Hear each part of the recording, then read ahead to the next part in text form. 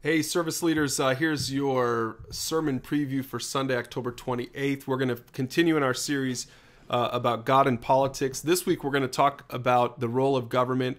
We're going to be in Romans 13, and I'll get to that in a second. Here's what the sermon intro is going to look like. We're going to plug Alpine U. Steve will do the sermon intro, and he'll plug Alpine U, which is coming up next week.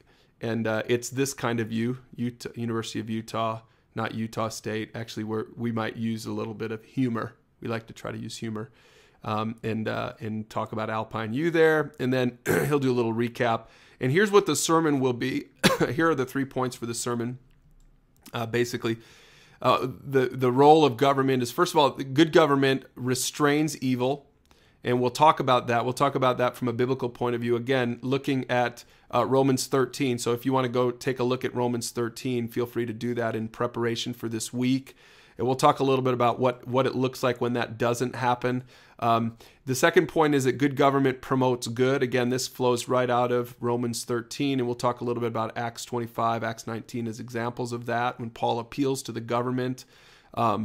And so these are the two main points when we're talking about the role of government. That government's not evil, that God establishes government, and that government plays a proper role.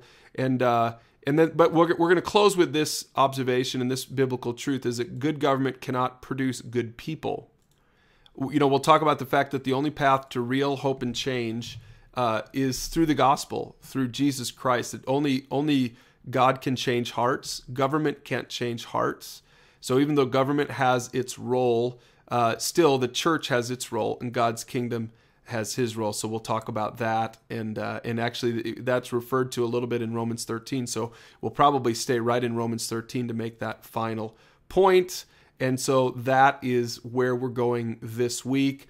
So a real simple close for this week is maybe just to play off of that last point, and to say if you want God to change your heart. If we're going to basically present the gospel at the end of the sermon. So you have an opportunity, if you're closing the service, to just really highlight that and to invite people to respond, or of course to invite them if they have any other prayer needs, even if they want to pray for the president or for the elections. You're happy to pray with them up front. So have a great week. Hope you guys have an awesome Sunday and lead some people to Jesus or to a deeper walk with him.